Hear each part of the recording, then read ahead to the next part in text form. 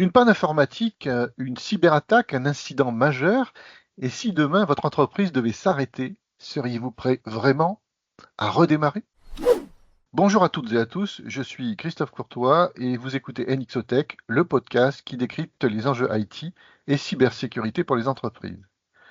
Aujourd'hui, nous allons parler d'un sujet vital, le plan de reprise d'activité ou PRA. Comment s'assurer que son entreprise saura rebondir après un incident? Comment comparer les offres qui se ressemblent toutes? Et surtout, quels bénéfices concrets attendre d'un PRA bien construit? Pour répondre à ces questions, j'ai le plaisir d'accueillir Samuel Paulet, Solution Manager Infrastructure IT et Cloud chez NXO.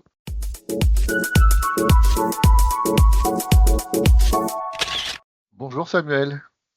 Bonjour Christophe, merci de m'accueillir dans ce podcast NXOTech. Samuel, pour commencer, pourquoi le PRA est-il devenu un enjeu critique pour toutes les entreprises? Parce que chaque organisation, quelle que soit sa taille, est exposée. Un arrêt brutal peut coûter très cher, des pertes financières, une image dégradée, une obligation légale non respectée. Le PRA, c'est une assurance de résilience. Il permet de reprendre rapidement ses activités essentielles et de limiter les impacts. Concrètement, investir dans un PRA, c'est transformer un risque majeur en capacité de rebond. Alors, avant de comparer les offres, quels sont les points que les entreprises doivent vérifier absolument? Dans ce cas, il faut dissocier les critères organisationnels et techniques du PRA. Si on démarre par les critères techniques, il y a les fameux RTO et RPO qui définissent les délais de reprise et la perte de données tolérées. En second point, évidemment, l'infrastructure pour reprendre l'activité en cas de bascule. Il faut que celle-ci elle soit sécurisée, redondante, supervisée et surtout disposant des dernières mises à jour. Et bien sûr, pour terminer, la fiabilité des sauvegardes, car c'est par les sauvegardes qu'on génère le PRA.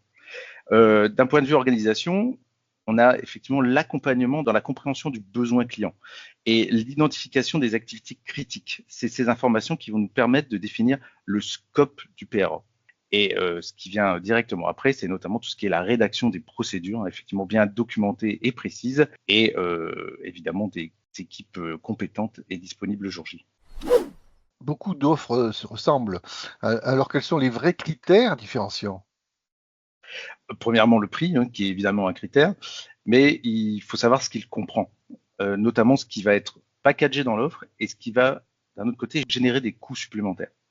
C'est pourquoi il faut analyser les points différenciateurs d'une offre. Je vais essayer d'en citer les principaux. Le premier, ça va être tout ce qui va concerner l'infrastructure dormante par rapport à l'infrastructure qui va être démarrée à la demande. Est-ce que le prestataire il va proposer un prix forfaitaire où l'action de démarrer de l'infrastructure engendre des coûts? Est-ce que ces coûts sont facilement prédictibles? Ça, c'est un point très important. Deuxièmement, on va retrouver effectivement qu'est-ce qu'elle comprend comme test de PRA. Comment elle prouve effectivement ses engagements en testant des PRA à intervalles réguliers. C'est un bon point effectivement pour tester la capacité du prestataire à répondre aux besoins du client.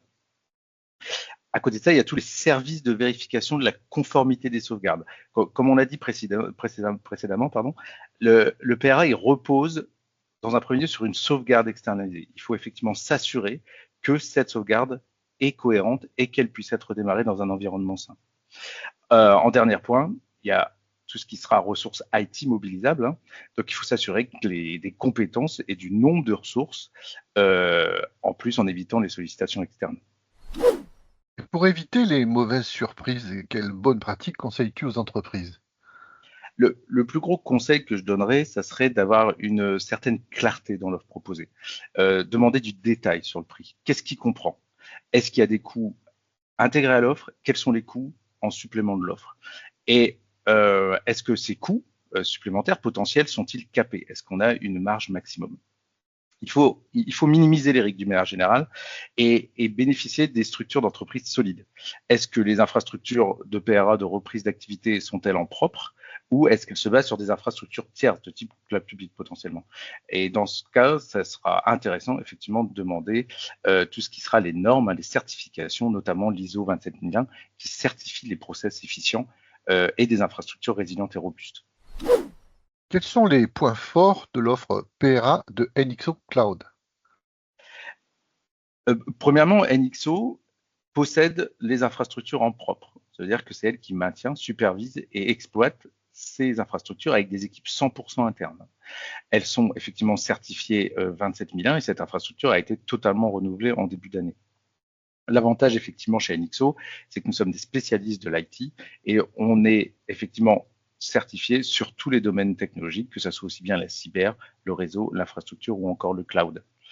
L'offre de PRS de service de NXO se présente sous forme d'un coût forfaitaire. Ça veut dire qu'il n'y aura pas de coût supplémentaire, il n'y aura pas de surcoût lors de l'activation de la reprise d'activité.